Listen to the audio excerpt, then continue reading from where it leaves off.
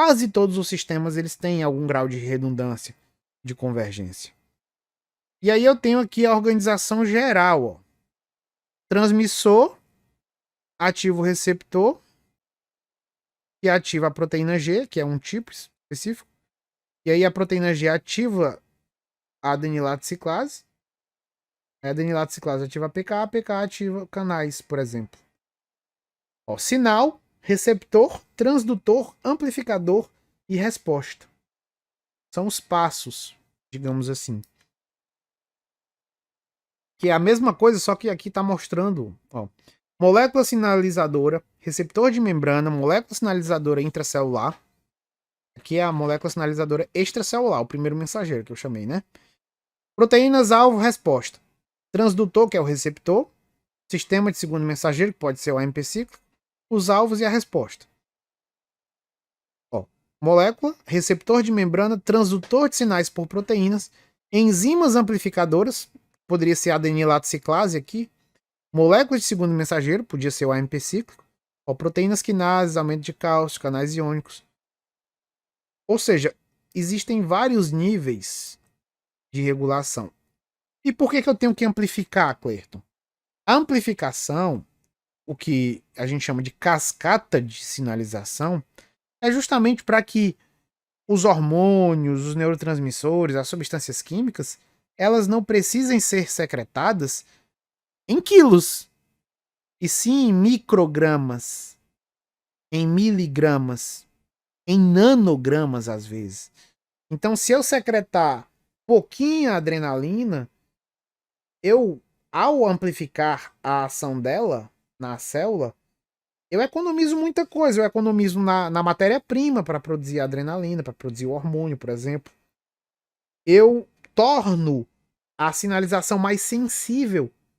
Porque se eu preciso de uma concentração alta de um hormônio, quer dizer que aquela sinalização não é muito sensível. Se ela não é muito sensível, ela pode ser desregulada mais facilmente. Vide aí a resistência à insulina, por exemplo. Então a amplificação serve para otimizar a comunicação celular e deixar ela em níveis de sensibilidade adequados. Aqui são só os papéis dos canais iônicos. Ó. Os canais iônicos são muito importantes. E os canais iônicos eles mudam vários aspectos das funções celulares. Então é por um canal iônico que eu posso aumentar o cálcio, ou seja, que eu posso contrair um músculo, que eu posso liberar um neurotransmissor, que eu posso despolarizar, gerar um potencial de ação. Então as respostas elétricas, elas são amplamente usadas. As respostas de alteração de abertura ou fechamento de canais iônicos. Que é só para mostrar o papel do cálcio. O cálcio ele tem duas maneiras, ele pode tanto entrar através da membrana por um canal de cálcio, quanto ele pode ser liberado das reservas intracelulares, lá do retículo sarcoplasmático. E aí ele sendo liberado, ó, atua como seu segundo mensageiro.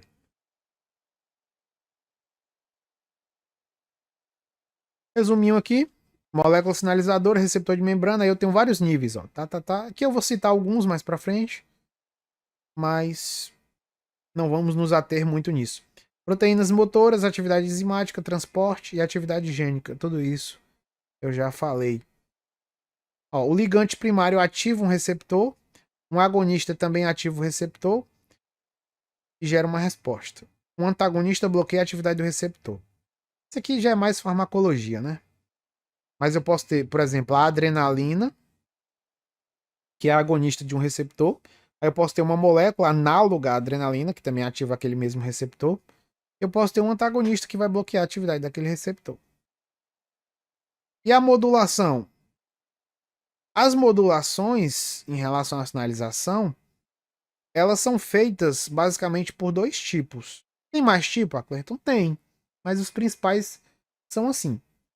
Ó, um preceito fundamental numa via de sinalização, para o bom funcionamento de uma via de sinalização, é ligar e desligar ela.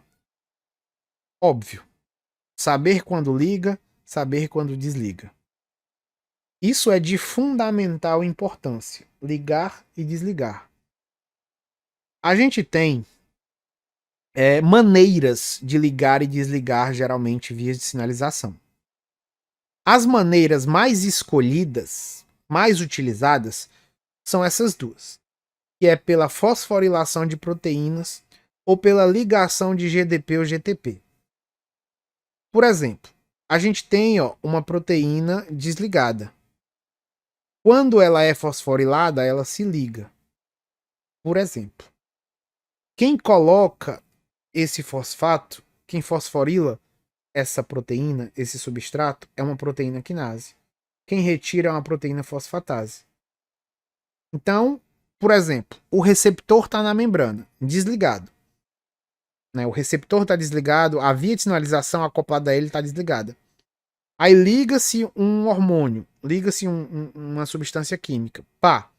Quando essa substância química liga no hormônio, quando essa substância química liga no receptor, ela promove uma alteração na conformação do receptor. Essa alteração de conformação no receptor leva, geralmente, a uma alteração em outras proteínas. Aí tem as proteínas adsorvidas no receptor, por exemplo, a proteína G. E aí você tem uma fosforilação, por exemplo. E aí você altera a atividade daquela proteína, daquela enzima. Você pode tanto aumentar a atividade dela, quanto diminuir. Você pode abrir um canal fosforilando, ou você pode fechar um canal fosforilando, por exemplo. Ou a segunda forma, que aí é usada pelas proteínas G, que é se ligar a GDP e GTP. Se ela está ligada a GDP, ela está desligada. E se ela está ligada a GTP, ela está ligada. Então as proteínas G fazem isso. Elas trocam nucleotídeos de guanosina. Ou ela está ligada a GDP ou ela está ligada a GTP. Vou falar disso um pouquinho mais na frente, mas também só pincelando, porque realmente não é a coisa mais importante para a gente. Aqui é um exemplo, ó, o canal está fechado. E aí suponhamos que ele seja fosforilado. E aí ele é aberto. Como é que eu fecho? Eu desfosforilo. E aí eu fecho. Quem é que fosforila canal? É chamado de quinase. Quem é que desfosforila? Fosfatase. Então sempre que você ver o termo quinase, quer dizer uma proteína que transfere um grupo fosfato para outra, para outro substrato. No caso, ele pega o fosfato do ATP e coloca em outro substrato. Isso é uma fosforilação. E esse recurso é usado muito. Como diz o ditado, para toda quinase há uma fosfatase, ou seja, sempre que você adicionar um fosfato, você vai ter uma outra proteína que tira esse fosfato. E as referências que eu usei, ó. Margarida Aires, o Guyton também, não deixa de ser, mas apesar, como eu citei, né, de estar bem desatualizado em certos conceitos. O Boron, que já está na sua terceira edição, aqui é a segunda, Fisiologia do Bernard Levy e a Fisiologia da Silverton. São livros que eu realmente indico sempre, sobretudo esses dois aqui, ó, Margarida e o Boron. E aí só quem quiser acompanhar os meus cursos, aqui é a minha plataforma, a Fisio, só colocar no Google a Fisio Cursos que você vê lá. E aqui tem os canais, o canal do YouTube e o canal do Telegram também que você pode acompanhar. Sempre estou colocando coisas lá. Você tem aí o Instagram, meu Instagram, tanto de professor quanto da Físio. E os cursos. Atualmente tenho 12 cursos. Fisiologia e patologia endócrina, hormônios e metabolismo, nutrição e exercício, neurociências, neuroanatomia, psicofarmacologia, alguns de farmaco, ó, fisiologia cardiovascular, farmacologia cardiovascular, imunologia básica. É basicamente isso. Você tem aqui o meu contato também, a cleiton@hotmail.com. E é isso que eu tinha para falar por hoje, meu povo.